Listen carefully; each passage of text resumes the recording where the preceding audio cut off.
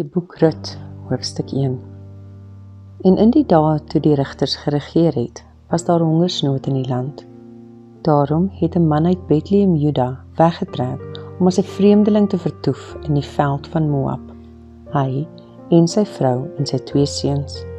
En die naam van die man was Elimelech, die naam van sy vrou Naomi, en die naam van haar 2 seuns Maglon en Chilion, Efratite uit Bethlehem Juda, en hulle het gekom in die veld van Moab en daar gebly.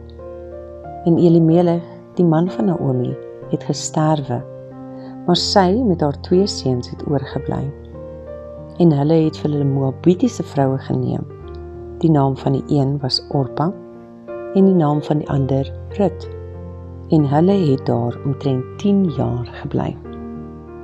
En toe Maglon en Chilion albei sterwe, en die vrou sonder haar 2 seuns en haar man oorbly, het sy haar gereed gemaak met haar skoondogters en teruggegaan uit die veld van Moab. Want sy het in die veld van Moab gehoor dat die Here op sy volk ag gegee het deur aan hulle brood te gee. So het sy dan haar woonplek verlaat en haar 2 skoondogters saam met haar. Maar toe hulle op die pad was om na die land Juda terug te gaan, sê Naomi aan haar 2 skoondogters: "Gaan heen, draai om, elkeen na die huis van haar moeder. Mag die Here aan julle guns bewys, soos julle aan die dode en aan my bewys het. Mag die Here gee dat julle 'n rusplek vind, elkeen in die huis van haar man." En sy het hulle gesoen, maar hulle het hulle stem verhef en geween, en aan haar gesê: "Nee, ons wil saam met u teruggaan na die volk." Maar Naomi sê: "Draai om, my dogters, waarom sou julle met my saamgaan? Het ek nog seuns in my liggaam, dat hulle julle mans kan word? Draai om, my dogters, gaan heen, want ek is te oud om 'n man te hê.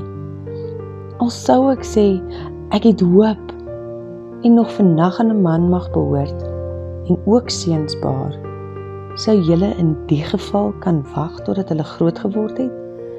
Sou julle in die geval julle self opsluit om nie aan 'n man te behoort nie? Ag nee, my dogters, want dit is vir my baie bitterder as vir julle, dat die hand van die Here teen my uitgestrek is." Toe verhef hulle stem en ween weer. En Orpa het haar skoonmoeder gesoen, maar Rut het haar aangehang. Daarop sê sy: "Kyk, jou skoonsister het omgedraai na haar volk en na haar gode toe. Draai om agter jou skoonsister aan." Maar Rut sê: "Moenie by my aandring dat ek u moet verlaat om agter u om te draai nie. Want waar u gaan, sal ek gaan. En waar u vertoef, sal ek vertoef. U volk is my volk en u God is my God. Waar u sterwe, sal ek sterwe en daar begrawe word. Mag die Here so aan my doen en so daaraan toe doen, net die dood sal skeiding maak tussen my en u." Toe sy sien dat sy vas besluit het om met haar saam te gaan, het sy opgehou om met haar te spreek. En hulle 2 het op die pad gegaan, tot hulle in Bethlehem gekom het. En toe hulle in Bethlehem kom, het die hele stad oor hulle in opskudding geraak, en die vroue het gesê: "Is dit Naomi?"